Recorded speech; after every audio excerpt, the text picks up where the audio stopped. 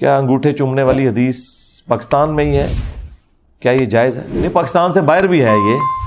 میں نے کتنے افریقن کو انگوٹھے چومتے ہوئے دیکھا ہے مسجد نبوی شریف میں، جو صوفیوں کے ماننے والے ہیں. روایتیں تو ہیں، یہ کمزور ہیں، اور یہ گھڑی ہوئی روایتوں میں سے ایک روایت ہے. اصل چیز یہ ہے کہ آپ نے رسول اللہ صلی اللہ علیہ وآلہ وسلم کا جب مبارک نام آئے گا، آپ نے درود شریف پڑھنا ہے صلی اللہ علیہ وآلہ وسلم. ایک مجلس میں ایک دفعہ درود شریف پڑھنا ضروری ہے. تو وہ آپ کا کام ہے، وہ آپ کریں. وہ جامع ترمذی میں حدیث ہے، مولا علی علیہ السلام کہتے ہیں کہ رسول اللہ نے فرمایا صلی اللہ علیہ وآلہ وسلم، وہ شخص کنجوس ہے، بخیل ہے کہ جس کے سامنے میرا ذکر ہو اور مجھ پر درود نہ پڑھے. اللہم صلی علی محمد وعلی آل محمد. پھر ترمذی میں ایک حدیث ہے، اس کی پوری صحیح سند المستدرک للحاکم میں، کہ نبی علیہ السلام نے فرمایا کہ وہ شخص برباد ہو جائے، اور یہ حضرت جبرائیل نے حضور کو کہا تھا کہ آپ یوں دعا کریں کہ تباہ و برباد ہو جائے وہ شخص، اس کی ناک خاک آلود ہو، کہ جس کے سامنے آپ کا ذکر ہو اور وہ آپ پر درود نہ پڑھے.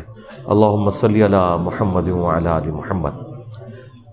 ایک مجلس میں ایک دفعہ بھی پڑھ لیں تو وہ کافی ہے. ہر دفعہ پڑھے بہت اچھی بات ہے، صلی اللہ علیہ وآلہ وسلم یا اللہم صلی علی محمد وعلی آل محمد. پھر ایک اور حدیث ہے صحیح مسلم کے اندر کہ جو شخص بھی مجھ پر ایک دفعہ درود پڑھے گا، اللہ تعالیٰ اس پہ 10 رحمتیں نازل فرمائے گا. اللہ کے محبوب صلی اللہ علیہ وآلہ وسلم نے فرمایا. اور سنن نسائی میں حدیث ہے کہ اللہ تعالیٰ اس پہ 10 رحمتیں نازل فرمائے گا، اسے 10 نیکیاں دے گا، اس کے 10 گناہ معاف کر دے گا، اور اس کے 10 درجات بھی بلند فرمائے گا. یعنی یہ آپ دیکھیں کس لیول کا پروٹوکول ہے. پھر سنن نسائی میں ایک اور حدیث ہے کہ جو مجھ پر 10 دفعہ درود شریف پڑھتا ہے، اللہ تعالیٰ اس پہ 10 دفعہ رحمتیں نازل فرماتا ہے، اور جو مجھ پر 10 دفعہ سلام عرض کرے گا، اللہ تعالیٰ اس پر 10 دفعہ سلامتی بھیجتا ہے. سنن نسائی میں ایک اور حدیث ہے کہ زمین میں کچھ فرشتے سیاحت کرتے ہیں اور میرے امتیوں کا سلام مجھ تک پہنچاتے ہیں. بخاری اور مسلم دونوں میں حدیث موجود ہے کہ نبی صلی اللہ علیہ وآلہ وسلم نے صحابہ کرام کو جب تشہد تعلیم فرمایا تو اس میں آتا تھا السلام علینا وعلی عباد اللہ الصالحین.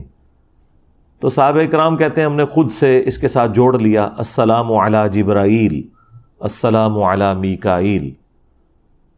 تو رسول اللہ صلی اللہ علیہ وآلہ وسلم نے ہمیں منع فرما دیا. اور جس طرح یہاں پہ بھی لوگ دعاؤں میں نہیں جوڑ لیتے وَقِنَا عَذَابَ الْقَبْرِ وَقِنَا عَذَابَ الْحَشْرِ. او اللہ دے بندے ہو، اے صحابہ نو نہیں حضور نے کرن دیتا ہے کام، تسی تے شاہی کوئی نہیں. ہاں آپ فرمائے یہ کیوں ساتھ تم پڑھ رہے ہو السلام علی جبرائیل، جب تم نے یہ پڑھ لیا السلام علینا وعلی عباد اللہ الصالحین، اور اس سے بھی پہلے السلام علیکہ ایھا النبی ورحمۃ اللہ وبرکاتہ، تو زمین و آسمان میں ہر نیک بندے تک اللہ تمہارا سلام خود پہنچا دے گا. تو لہٰذا کسی بندے کا نام لینے کی ضرورت نہیں ہے. جب ہم پڑھتے ہیں السلام علینا وعلی عباد اللہ الصالحین، تو ہم اپنے لیے بھی سلامتی کی دعا کر رہے ہیں اور ہر نیک بندے کے لیے، خواہ وہ زندہ ہے مردہ ہے. تو نیک بندوں میں سب سے پہلے انبیاء، ان کے اہل البیت، ان کے صحابہ علیہم السلام ورضی اللہ عنہم اجمعین، سب تک ہمارا سلام پہنچ رہا ہے. تو نبی علیہ السلام نے اس طرح 7 چیزیں جوڑنے سے منع فرما دیا. بخاری مسلم میں ایک اور حدیث ہے، صحابہ نے کہا یا رسول اللہ آپ نے ہمیں سلام تو سکھا دیا ہے جو ہم نماز میں پڑھتے ہیں، السلام علیکہ ایھا النبی ورحمۃ اللہ وبرکاتہ، ہمیں آپ یہ بھی سکھائیں کہ ہم آپ پر اور آپ کے اہل البیت پر درود کس طرح پڑھیں. تو پھر نبی صلی اللہ علیہ وآلہ وسلم تھوڑی دیر خاموش رہے. صحابہ کہتے ہیں کہ ہم نے گمان کیا کہ کاش یہ بندہ اس طرح کے سوال نہ پوچھتا. آپ خاموش اس لیے ہوتے تھے کہ وحی کا انتظار کرتے تھے. آپ پہ پھر وحی نازل ہوئی اور پھر آپ نے کہا وہ سوال کرنے والا کدھر ہے؟ تو آپ نے فرمایا کہو اللہم صلی علی محمد وعلی آل محمد کما صلیت علی ابراہیم وعلی آل ابراہیم انک حمید مجید اللہم بارک علی محمد وعلی آل محمد کما بارکت علی ابراہیم وعلی آل ابراہیم انک حمید مجید۔ اچھا، یہی حدیث جب سنن کبریٰ البیہقی میں اور صحیح ابن حبان میں آتی ہے نا، تو اس میں ساتھ یہ بھی الفاظ ہیں۔ اس سوال کرنے والے نے کہا کہ آپ ہمیں درود سکھائیں جو ہم اپنی نمازوں میں پڑھیں، کیونکہ بعض لوگ کہتے ہیں یہ درود ابراہیمی والی جو حدیث ہے اس میں نماز کا ذکر نہیں ہے، تو نماز میں تو صرف تشہد ہی پڑھنا چاہیے، اور اس میں نبی الاسلام پہ درود السلام آ ہی جاتا ہے، السلام علیکہ ایھا النبی۔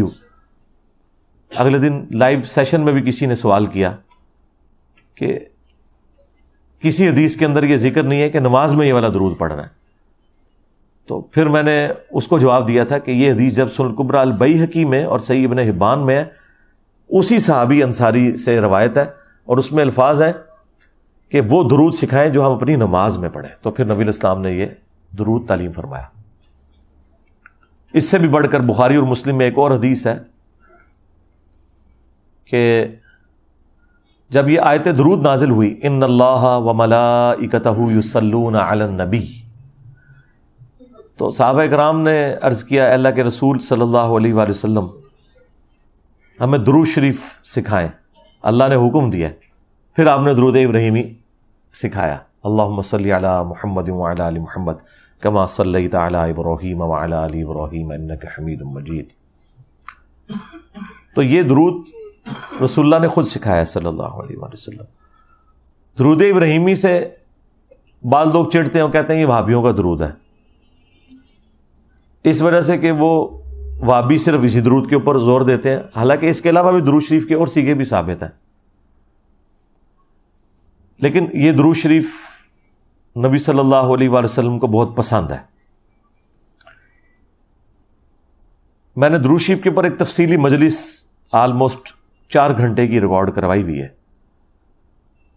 درود شریف سے متعلق 50 سوالات، دنیا کا کوئی مسئلہ جو درود سے متعلق ہو، اختلافی ہو یا غیر اختلافی ہو، میں نے سب کچھ کور کیا۔ اس میں 8 سیغے میں نے درود کے بھی بتائے تھے۔ ایک یہ ہم نے یہ یہاں پہ اپنی اکیڈمی میں لکھ کے لگایا ہوا ہے نا، اللہم صلی علی محمد وعلی آل محمد، یہ والا جو درود شریف ہے، دکھائیں جی کیمرے میں ان کو، یہ درود بھی ہے۔ سنن نسائی میں حدیث موجود ہے، نبی صلی اللہ علیہ وآلہ وسلم نے یہ درود تعلیم فرمایا، اللہم صلی علی محمد وعلی آل محمد۔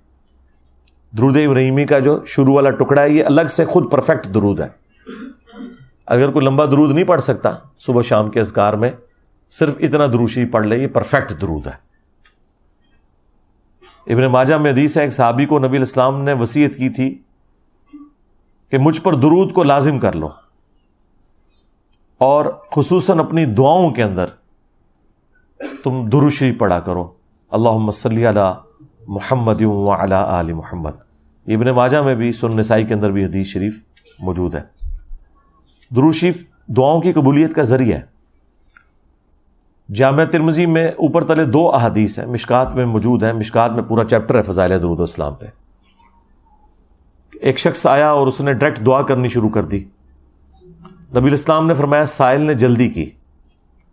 تھوڑی دیر بعد ایک اور شخص آیا، اس نے پہلے اللہ کی حمد کی، پھر درود شریف پڑھا اور پھر دعا مانگی۔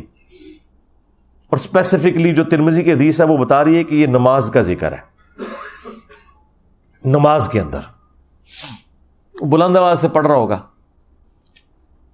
تو نبی الاسلام نے فرمایا سل تعطا، سل تعطا، مانگ تجھے دیا جائے گا، مانگ تجھے دیا جائے گا۔ اور دوسرا جو پہلے صحابی تھا جس نے بغیر اللہ کی حمد اور درود کے دعا مانگی، تو اس کو آپ نے بلا کے سمجھایا، فرمایا کہ پہلے اللہ کی حمد کرو، پھر درود شریف پڑھو اور پھر دعا مانگو۔ اور نماز کی ترتیب بھی آپ دیکھیں، آپ پہلے اللہ کی حمد بیان کرتے ہیں، التحیات للہ والصلوات والطیبات، پھر درود شریف پڑھتے ہیں، السلام علیکہ ایھا النبی ورحمۃ اللہ وبرکاتہ، پھر تشہد کے بعد الگ سے وہ درود ابراہیمی، اور پھر اینڈ پہ جا کے آپ دعائیں مانگتے ہیں۔ وہ تو بخاری مسلم میں الفاظ ہے کہ جب تم یہ تشہد پڑھ لو، اس کے بعد جو چاہو اپنے رب سے مانگو۔ تو درود ابراہیمی پڑھنے کے بعد آپ نماز میں جو چاہیں اللہ سے مانگے۔ عربی زبان کے اندر جتنی سنت دعائیں ہیں وہ آپ مانگیں، قرآن میں احادیث میں جو آئی ہیں، اور سب سے کامل دعا تو وہ ربنا آتینا فی الدنیا حسنہ وفی الآخرۃ حسنۃ وقینا عذاب النار۔ پھر بخاری مسلم میں ایک اور دعا بھی آئی ہے کہ نبی علیہ السلام 4 چیزوں کے شر سے حکم دیتے تھے کہ ہر تشہد میں پناہ مانگو۔ اللہم انی اعوذ بک من عذاب جہنم ومن عذاب القبر ومن فتنۃ المحیا والممات ومن شر فتنۃ المسیح الدجال۔ یہ دعا مانگیں، اور جتنی دعائیں آپ کو یاد ہیں وہ مانگیں، وہ دعاؤں کی قبولیت کی جگہ ہے۔ ایک اور حدیث ہے صحیح مسلم کے اندر کہ سجدے میں انسان اپنے رب کے سب سے زیادہ قریب ہوتا ہے، لہذا سجدے میں خوب دعائیں مانگو۔ تو سجدے میں بھی آپ دعائیں مانگیں، اس کا اہتمام کریں۔ تو یہ درود شریف کا ٹاپک تو بڑا لمبا ہے، اس میں آپ میری وہ مجلس دیکھ لیں، درود شریف سے متعلق 50 سوالات، اور ایک اور ویڈیو ریکارڈ ہوئی تھی نماز جمعہ کے بعد صلاۃ و سلام پڑھنا، وہ بھی کمال کی ویڈیو ہے۔ درود شریف سے متعلق کافی ساری چیزیں اس میں میں نے کور کی ہیں، بدعت سے متعلق کور کی ہیں۔